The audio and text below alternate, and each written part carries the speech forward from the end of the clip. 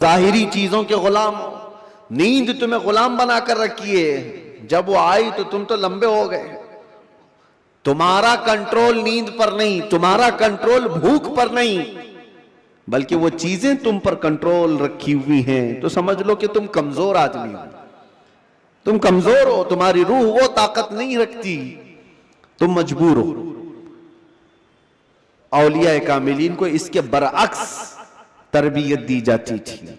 भूख पर कंट्रोल, ख्वाहिशात नफसानिया पर कंट्रोल और नींद पर कंट्रोल। हत्ता कि मैं आपको बताऊं, हजरत शाह मीना रहमतुल्लाह ताला अलैह लखनऊ के बहुत बड़े बुजुर्ग हैं। वो जब रात को इबादत के लिए खड़े होते, इंसानी फितरत का तकाजा है कि नींद तो आती है, लेकिन वो ये चाहते थे कि नींद इंसान की जरूरत है, उसको भी मैं अपने ऊपर गालिब होने नहीं दूंगा।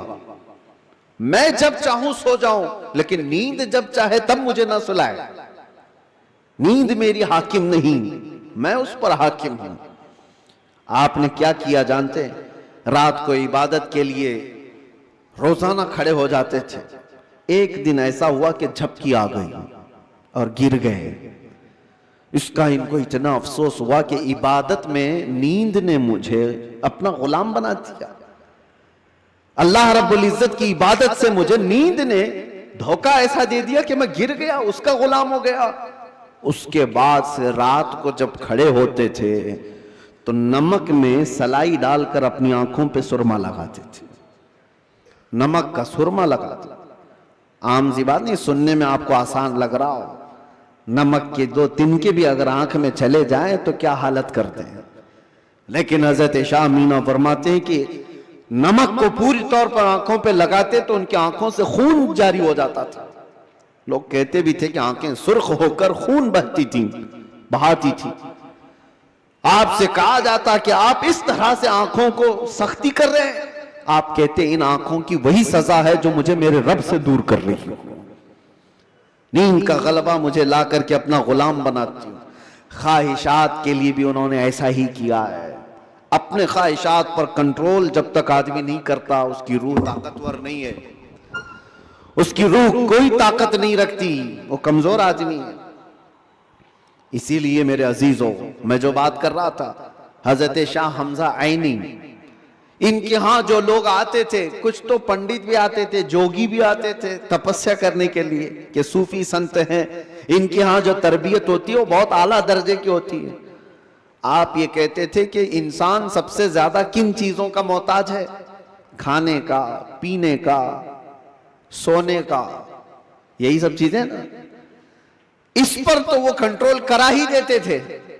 कोई कोई ऐसा उनके पास मुजाहिद होता, रियाजत करने वाला, कि 3 दिन 4 दिन तक बगैर खाए पिए इबादत में मसरूफ रहते, कुछ भी नहीं। और ये पॉसिबल है क्योंकि अल्लाह ने इंसान की बॉडी को फ्लेक्सिबल बनाया है। इसको जैसा बंदा ढालता है वैसा जिस्म बनता है, कोई चीज इम्पॉसिबल नहीं है। बुजुर्गों ने यह तरबियत किया। अब एक मकाम ऐसा आया कि खाने पीने की बात तो छोड़ो, ये जो मोहताजी है, जो भूख लगती है, इससे तो उन्होंने किनारा कर लिया। एक शागिर्द ने उनसे कहा कि हुजूर, खाने से तो हम मोहताज नहीं है, जब हम चाहेंगे खा लेंगे। भूख हमको गुलाम नहीं बना रही याद, प्यास भी हमको गुलाम नहीं बना सकती, लेकिन ये जो सांस लेते हैं इसके तो हम मोहताज हैं। सांसों के बगैर तो रह नहीं सकते।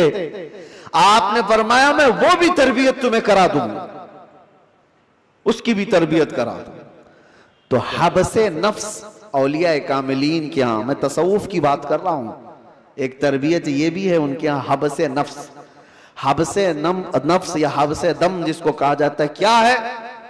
उनको सांस रोकने की तरबियत दी जाती थी। सांस रोक लो अपनी, आप अपनी नाक और मुंह बंद करके देखो कितनी देर रोक सकते हो, शायद 1 मिनट, क्योंकि आदत नहीं है। 1 मिनट से ज्यादा अपने नाक और मुंह को पकड़ नहीं सकते। लेकिन तरबियत के बाद माररा मुतहरा की तारीख में है, हजरत शाह हमजा आईनी की बारगाह में जो तरबियत पाते थे, उनको सांस रोकने की जो तरबियत दी जाती थी, फजर के बाद वो सांस को रोकते थे तो जोहर तक लेकर जाते थे, जोहर तक।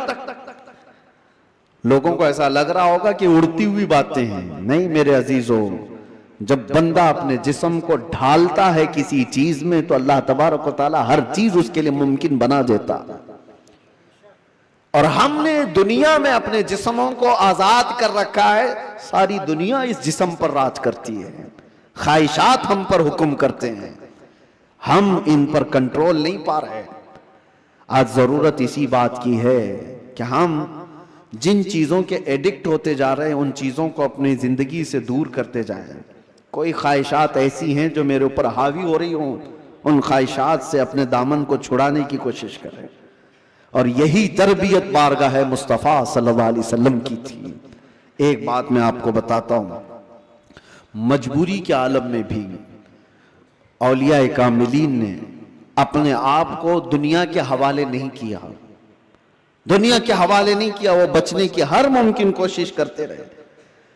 एक बुजुर्ग के मुतालिक हमने पढ़ा है, हजरत मुश्की रहमतुल्लाह अलैह, इराक के एक बुजुर्ग, लेकिन वो जवान शख्स, मुश्की गालिबन अब्दुल्लाह कुछ नाम था, बहुत खूबसूरत, देखने में बिल्कुल हैंडसम नौजवान, एक कपड़े की दुकान पर काम करते थे। शहर की एक अमीर औरत कपड़ा खरीदने आई और वो अय्याश औरत थी, उसने लड़के को देखा, नौजवान को, उस पर फरेफ्ता हो गई। बहाने से कपड़े की बहुत बड़ी थान खरीदा और उसके बाद उस नौजवान से कहा, क्या तुम मेरे महल तक पहुंचाओगे, मैं उसकी उजरत दूंगी। भोला भाला नौजवान कपड़े उठा लिया और चल पड़ा। उस खातून के घर जब पहुंचे तो उसने कपड़े की वो थान अंदर रखवाई और कमरे में उसे बुलाकर दरवाजे बंद कर दिए। और उसके बाद उस नौजवान से कहा कि तू अब आजाद नहीं है, तू मेरे पास कैद है, मैं तुझे यहां पर इस बहाने से ले आई हूं, तुझे जो चाहिए वो मैं दे दूंगी, माल दौलत जो भी है, लेकिन मेरी ख्वाहिशात पूरी कर दे। वो कांपने लग गए। अल्लाह का खौफ, अल्लाह का डर, जिसकी रूह मजबूत और ताकतवर होती है, हर मुसीबत से उसको किसी न किसी तरह बचा लेती है, अल्लाह का फजल होता है। उस नौजवान ने कहा, यह हरगिज मैं नहीं कर सकता, मैं नहीं कर सकता। उस खातून ने कहा, तो फिर तुम यहां से बच के भी नहीं जा सकते, किसी हालत में तुम बच के भी नहीं जा सकते, और ना किसी को पता है कि तुम यहां अंदर हो। कल को मैं ये इल्जाम भी लगा सकती हूं कि तुमने मेरी इज्जत को तार तार किया है और तुम्हें मैं फांसी की सजा भी दिला सकती हूं। उस नौजवान की मजबूरी देखें कि खातून ने ऐसे उसके ऊपर हावी होने की कोशिश की कि किसी भी तरह से उसको गुनाह की सरजमीन पर धकेल दे। लेकिन ये नौजवान है, अचानक न जाने दिलो दिमाग में क्या ख्याल आया, कहा कि ठीक है, मुझे इस्तिंजा करना है, तहारत, टॉयलेट जाना है। उसने कहा यहीं अंदर ही है, अंदर तुम फारिग हो जाओ। तो वो तहारत खाने में गया। नौजवान कुछ नहीं देखा, वहां की गलाजत उठा करके अपने चेहरे पर, अपने जिस्म पर सब लगा लिया और बाहर आया उस खातून के पास। उस औरत ने देखा कि बदबू और ये गलाजत ये जिस्म पर, वो चीख मारकर दरवाजे खोलती है कि कोई पागल आया, इसको घर से निकालो, जल्दी यहां से निकालो इसको। तो सारे लोगों ने पकड़ करके इनको निकाल दिया। एक पागल नौजवान घर के अंदर कैसे घुस आया। इनको इसकी नहीं पड़ी थी कि मुझे लोग पागल कहें, लोग मेरी बदबू को देखें, लोग मुझे गलाजत मला हुआ शख्स कहें, कुछ फिक्र नहीं थी। वो नौजवान वहां से निकला और रास्ते में एक कुएं में जाकर उसने गुस्ल किया। रिवायत में मौजूद है, उसके बाद से हर दिन उनके जिस्म से मुश्क की खुशबू आती थी। अल्लाह तबारक व तआला के लिए जब बंदा अपने जिस्म को बचा लेता है तो रब तबारक व तआला उसको हमेशा के लिए महफूज कर देता है या खुशबूदार कर देता है। यह बात मैं इसलिए अर्ज कर रहा हूं कि जिन लोगों ने ख्वाहिशात पर कंट्रोल पा लिया, वो थोड़ी देर की तकलीफ तो हो सकती है, लेकिन हमेशा के लिए अल्लाह अज़्ज़ व जल ऐसी इज्जत बख्शता है कि आप उसको गुमान भी नहीं कर सकते, गुमान भी नहीं कर सकते। आज हमारे रूहों की तरबियत की जरूरत है, जिस्म से ज्यादा रूह की तरबियत करो। और जिसकी रूह गलीज हो गई है, उस रूह का लोगों के दरमियान रहना एक मुर्दे की तरह है, मुर्दे की तरह है।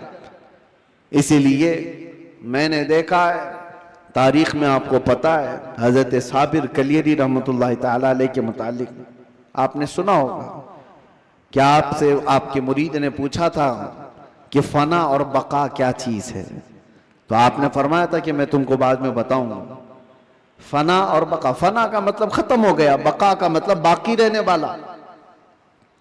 तो आपका इंतकाल हुआ, आपका गुस्ल कफन सब करके जनाजे के लिए रखा गया, तो कौन आगे बढ़े नमाज पढ़ाने के लिए? सफ़ें लगी हुई थी, हजारों की तादाद में लोग मौजूद थे। एक घुड़सवार आए, चेहरे पर कपड़ा पड़ा था, सीधे वो इमामत के आगे बढ़ गए, नमाज पढ़ा लिया। सारे लोग उनके पीछे नमाज भी पढ़ ली, किसी ने पूछा नहीं। और वो आए हुए बुजुर्ग नमाज जनाजा पढ़ाकर निकल रहे थे, तो उनके वो मुरीद खास जो साबिर कलेरी के थे, उन्होंने उनको पकड़ा और पूछा, आप कौन है? हमारे पीरो मुर्शिद की नमाज जनाजा पढ़ाने वाले आप कौन है? अचानक आए और पढ़ाकर जा रहे हैं। कपड़ा उन्होंने चेहरे से हटाया तो वो साबिर कलियरी ही थे, साबिर अलाउद्दीन कलियरी। हो सकता है आज के मॉडर्न जमाने में लोग इसको कहानी से ताबीर दें। आपने फरमाया, तुमने मुझसे सवाल किया था ना फना और बका क्या चीज है, वो जनाजे में जो है वो फना है और ये तेरे सामने है ये बका। जिसने रूह की तरबियत की अपनी जिंदगी में, अल्लाह ताला मौत के बाद भी उसे तसर्रुफ अता करता है, उसे तसर्रुफ अता करता है। सही रिवायात में मौजूद है कि जिसने अपनी रूह को अल्लाह और उसके रसूल के हवाले किया, अल्लाह उसकी जिस्म की भी हिफाजत करता है, सिर्फ रूह की नहीं, जिस्म की भी। शुहदाए उहद के बारे में देखें, शुहदाए बद्र के बारे में, कि उनके जिस्म भी नहीं सड़े गले, कब्रों में बरसों तक इसी तरह से रहे। 1935 में इराक में बगदाद के दरियाए दजला के किनारे दो सहाबा की कब्रें थी, हजरत हुज़ैफा बिन यमान, हजरत अब्दुल्ला बिन जाबिर। उनकी कब्रों में पानी भर गया था तो कब्रें खोली गई थी। 1935 की बात कर रहा हूं। तकरीबन 1300 साल के बाद उनकी कब्रें खोली गई तो दोनों सहाबी जिस्मों के साथ सही सलामत आराम कर रहे थे। अखबार की कटिंग भी आज भी लगी हुई है, इराक में मौजूद है। 1935 बहुत दूर की बात नहीं कर रहा हूं, 100 साल नहीं गुजरे, अभी 90 साल पहले की बात। उनके जनाजे वहां से उठाए गए और बगदाद से 35 किलोमीटर दूर ले जाकर हजरत सलमान फारसी की कब्र के बगल में उन दोनों को दफन किया गया। ये तारीख मौजूद है। वो सहाबा जिनकी कब्रों में उनके जिस्म 1300 साल तक बाकी हैं। कहना यह है, जिसने अपनी रूह को अल्लाह के हवाले कर दिया, अल्लाह उसके जिस्म की भी हिफाजत करता है। और जो सिर्फ जिस्मानी ख्वाहिशात के लिए जी रहा है, उसके जिस्म का हाल तो यह है, इधर रूह निकली उधर जिस्म में बदबू शुरू हो गई, इधर रूह निकली जिस्म फलना फूलना शुरू कर दिया। अजीजा ने गिरामे वकार, हमारे इन जिस्मों की औकात कितनी है मैं आपको बताता हूं। गुफ्तगू को समेटते हुए सिर्फ इतनी बात अर्ज करूं, कहा गया है कि कब्र में हमारी तख्तियां बंद करके जब लोग चले जाते हैं कब्र की मिट्टी में, आपको अंदाजा है, आप मुंबई के कब्रस्तानों को देखते हैं और बहुत जल्दी यहाँ कब्रें खोली भी जाती हैं, लेकिन जहां नहीं खोली जाती वहां के लिए भी मैं बता रहा हूं, दफन करके चले जाने के बाद एक दिन के अंदर, सिर्फ एक दिन, 24 घंटे जब गुजर जाते हैं तो पेट में का और दिमाग में का पूरा पानी पीप के जरिए से या किसी तरह से उसके नाक और मुंह से बाहर निकल जाता है, उसके कानों से सब निकल जाता है। और उसके बाद दिन जैसे जैसे गुजरते जाते हैं, अगर कब्र के हशरात यानी कीड़े मकोड़े उसके जिस्म को खाने लग गए तो बहुत जल्दी वो गलना शुरू कर देता है। 3 दिन के अंदर पेट फट जाता है और पेट के फट जाने के बाद जो ताफुन निकलता है उसकी चीजें सब उसकी बाहर हो जाती हैं। और उसके बाद 9 दिन गुजर जाते हैं या 10 दिन गुजर जाते हैं तो जिस्म की सारी चमड़ी पक जाती है, पूरी चमड़ी चाहे उसको जितनी भी हिफाजत से रखा जाए, रूह ने साथ छोड़ दिया है तो अब जिस्म तरतीबवार एक एक चीजें इसकी खत्म होती चली जाती हैं। इसके नाक से, इसके कान से, इसके मुंह से गूदा बाहर निकल आया, पेट फट गया, अब चमड़ी गलने लग गई। फिर उसके 40 दिन गुजरने वाले होते हैं कि हड्डियां सब बाहर निकलने लग जाती हैं, दिखती हैं, हड्डियों का इजहार हो जाता है, चेहरा किसी हद तक रखा जाता है। कहा गया कि महीना गुजर जाता है तो कि उसकी आंखों की पुतलियां भी बाहर निकल जाती हैं। महीना 2 महीना गुजरता है कि उसके बाद फिर जिस्म के अंदर जितनी नरम चीजें थी सब निकल जाती हैं, फिर ढांचा बाकी रह जाता है। और ढांचा, हड्डियां भी अपने आप में टूटने लग जाती हैं। उसके पैरों की हड्डियां उसके कमर से अलग हो जाती हैं, उसके घुटने से उसके रान की हड्डियां अलग, उसके बाजुओं की हड्डियां अलग। इसीलिए 6 महीने साल भर के बाद जब आप कब्र को दोबारा खोद रहे होते हैं तो पूरा ढांचा किसी को नहीं मिलता। किसी की घुटने की हड्डी, किसी के सर की खोपड़ी और किसी के पैर की हड्डी, यही सब चीजें मिलती हैं। जिस्म सब छोड़ चुका होता है। ये वही जिस्म है जिसको हम घंटों आईने के सामने सजा रहे होते हैं। ये वही जिस्म है जिसके ऊपर हम अपनी मेहनत खर्च कर रहे हैं। चाहे वो जिम में जाकर, मैं नहीं कहता कि फिट नहीं रहना चाहिए, फिट रहना चाहिए, लेकिन ये नहीं है कि कुल मेहनत हम अपने जिस्म पर लगाए और रूह का ख्याल भी नहीं किया कभी, रूह का ख्याल ही नहीं किया तो ये जिस्म जिस वक्त साथ छोड़ देता है तो मेरे अजीजों बहुत बुरा हशर हो जाता है। मौला अली करमल्लाहु वजहुल करीम एक बार कब्रस्तान तशरीफ ले गए, कब्रों को सलाम किया, सलाम अलैकुम या अहलल कबूर। और उसके बाद वो मौलाए कायनात हैं, कब्र वालों से यूं कहते हैं, कैफ अहवालुकुम या अहलल कबूर, ऐ कब्रों वाले तुम्हारे हालतें क्या हैं। सईद इब्ने मुसय्यब हजरत अली के साथ थे। हजरत अली रदी अल्लाह तआला अन्हु के शागिर्द, मदीने के मशहूर ताबई सईद इब्ने मुसय्यब कहते हैं, मैं मौला अली को देख रहा था, वो कब्र वालों से पूछ रहे हैं। थोड़ी ही देर के बाद आपकी आंखों से मोटे मोटे आंसुओं के कतरात निकलने लगे और धारो कतार आप रोने लगे। सईद इब्ने मुसय्यब पूछते हैं मौला अली करमल्लाहु वजहुल करीम से कि सरकार आप इनसे बात कर रहे हैं और रो किस बात पर रहे हैं। मौला अली ने फरमाया, मैंने इनसे सिर्फ इतना पूछा कि तुम्हारी हालतें क्या हैं, तो कब्र वालों ने मुझे जवाब दिया, ए अली हमारी क्या हालतें पूछते हो। उस चेहरे को रब तबारक व तआला ने बिच्छुओं की ग़िज़ा बना दिया है जिसको हम सजाया करते थे। उन बालों को जिनमें हम कंघा करते थे पीप निकल आया है, कीड़े खींच रहे हैं। हमारी उन आंखों को आज खीरा कर दिया गया है, इन आंखों को सियाह कर दिया गया है। हमारे वो बाजू जिस पर हमें बड़ा नाज था हम आज हिला भी नहीं पाते और इनको बड़ी मजबूती के साथ तोड़ दिया गया है, खत्म कर दिया गया है।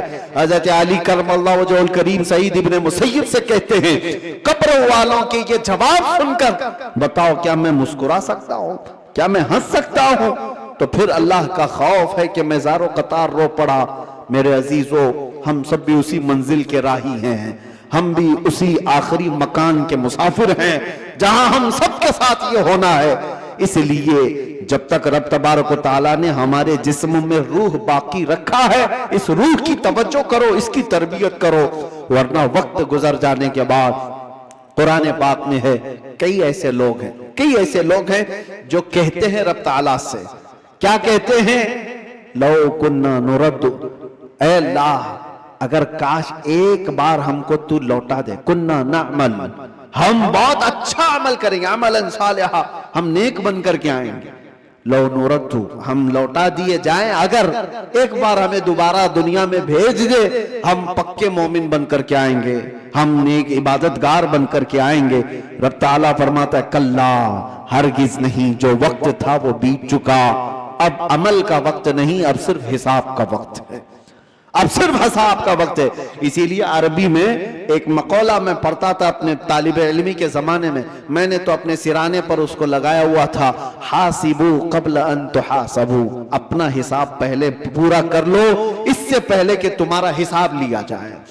अपना कैलकुलेशन पूरा करेक्ट करके रख लो कि इससे पहले कि तुम्हारा हिसाब लिया जाए। अजीजा निगरामी, आज हमारी जिंदगियां ऐसी हैं, हम इनकम टैक्स के डर से तो अपना हिसाब पूरा सही करने की कोशिश तो करते हैं, सीए को दे दिया, उसको दे दिया, सबसे पूछताछ करके कि कहीं कोई लूप होल्स ना रह जाए ताकि हम पकड़ में ना आए। बैंकों के मामलात सही कर रहे हैं कि कहीं हम ईडी के छापे में ना आ जाए, इनकम टैक्स के छापे में ना आ जाए। ये ज्यादा से ज्यादा तुम्हें क्या कर सकते हैं, इस जिंदगी में ही तो सजा दे सकते हैं, लेकिन इनको छुपा भी सकते हो अपने मामलात। सीए तुम्हें छोटे रास्ते भी बताता है और अलग शॉर्ट रास्ते भी बताता है, लेकिन उस रब्बुल आलमीन की बारगाह में तुम कोई हीला बहाना नहीं कर सकते। यअलमु खाइनतल अयुनि व मा तुख्फी सुदूर, वो तुम्हारी आंखों की खयानत को भी देख रहा है और दिल में छुपे हुए हालात को भी देख रहा है। उसके दरबार में क्या छुपा सकते हो। और जो फरिश्ते तुम्हें कब्र में पूछने आएंगे वो रिश्वत भी नहीं लेते हैं, वो किसी के बारे में सिफारिश को कबूल भी नहीं करते। उनका हाल तो ये है, जितना रब ने उनको हुक्म दिया वो पूरा करके ही रहते हैं। अगर फरिश्ता रिश्वत लेने वाला होता तो कितने तो मालदार पैसे देकर इजराइल अलैहिस्सलाम से जान तो बचा लेते, अपनी रूह निकाले जाने से बचा तो लेते। जहां बंदा डॉक्टरों को पैसे देता है, मलकुल मौत को भी तो दे सकता था, लेकिन पूरी दुनिया को ये मालूम है कि फरिश्ता रिश्वत नहीं लेता, ना ही ये किसी को एक मिनट आगे पीछे होने देता है। जब ये सारे मामला तय हैं और सबको मालूम है, तो आओ मेरे अजीजों उस बारगाह मुस्तफ़ा सल्लल्लाहु अलैहि वसल्लम में, जहां मेरे आका सल्लल्लाहु ताला अलैहि वसल्लम ने इंसानों की तरबियत फरमाई, उनकी रूह की तरबियत फरमाई। वो कौन थे जो सहाबा बने? शराब की जिंदगियां उनकी भी थी, जुए की जिंदगियां उनकी भी थी, बच्चियों को पैदा होते ही गर्दन मरोड़ करके मार देने वाली जिंदगियां उनकी भी थी, माँ और बहनों को बाजारों में नीलाम कर दिया जाता था, अरब की यह जिंदगी थी। लेकिन एक अरब ने आदमी का बोलबाला कर दिया, खाक के जर्रों को हमदोशे सुरैया कर दिया। खुद न थे जो राह पर औरों के हादी बन गए, क्या नजर थी जिसने मुर्दों को मसीहा कर दिया। मेरे आका सल्लल्लाहु ताला अलैहि वसल्लम ने फिर उनको किस मकाम पर पहुंचाया। ये वो अरब के बद्दू लोग थे जिनको दुनिया वहशी कहती थी, मगर मेरे मुस्तफा सल्लल्लाहु अलैहि वसल्लम की तरबियत में आए तो फिर मकाम ये बना असहाबी कन्नुजूम। खुद मेरे आका ने फरमाया मेरे सहाबा सितारों की मानिंद है, जिसकी भी पैरवी करोगे हिदायत पा जाओगे। उनको बुलंद मकाम हुआ था किया कि चांद भी उनको देखे तो रश्क करे। वो मकाम मेरे आका की उस जलोत खाने में, उस खलवत कदे में हुआ है। इसीलिए दुनिया की यूनिवर्सिटियां, दुनिया के स्कूल जिस्म तो बना सकते हैं और मदीने का दरबार तुम्हारी रूह को बनाता है, रूह को बनाता है। बारगाह मुस्तफ़ा सल्लल्लाहु अलैहि वसल्लम में हम अपने आप को सरेंडर करें। और इसीलिए मेरे आका ने फरमाया ला युमिनु अहदुकुम हत्ता यकूना हवाहु तबअन लिमा जितु बिही। उस वक्त तक तुम में से कोई भी मोमिन नहीं हो सकता जब तक अपनी ख्वाहिशात को मेरी मर्जी के मुताबिक ना बनाते। जब तक आप अपनी ख्वाहिशात को रसूलुल्लाह की मर्जी के मुताबिक नहीं करते, तब तक तो पक्के मोमिन भी नहीं हैं। इसीलिए आज ये अहद करो कि हमारा जीना मरना हुजूर की मर्जी के मुताबिक होगा। हुजूर पाक की मर्जी के मुताबिक हो तो फिर रूह भी ताकतवर होगी। इसीलिए मेरे मुर्शिद ने कहा जिंदगी ये नहीं किसी की किसी के लिए, जिंदगी है नबी की नबी के लिए। अरे ना समझ मरते हैं जिंदगी के लिए, जीना मरना है सब कुछ नबी के लिए। या रसूल अल्लाह दहन में जुबान तुम्हारे लिए, बदन में है जान तुम्हारे लिए। हम आए यहाँ तुम्हारे लिए और उठे भी वहां तुम्हारे लिए। जब बंदे का ये अकीदा बन जाए तो फिर देखो उसकी जिंदगी में इनकलाब कैसे आता है। रब तबारक व तआला हम सबको हमारे कमजोर जिस्मों से नजात अता कर मजबूत रूहानी ताकत अता फरमाए। मौला करीम हमारी आंखों में नूरे मुस्तफा अता फरमाए, हमारे दिल को वसवसों से महफूज फरमाए, हमारे बाजुओं में कुव्वत हैदरी अता फरमाए। मौला करीम इस पूरी उम्मत को इस्लाह की तौफीक अता फरमाए। रब्बल आलमीन हमारे दरमियान सलाहुद्दीन पैदा फरमा, हमारे दरमियान खालिद इब्ने वलीद के नक्शे कदम पर चलने वाला जवान अता फरमा, सहाबा का सच्चा शहदाई अता फरमा।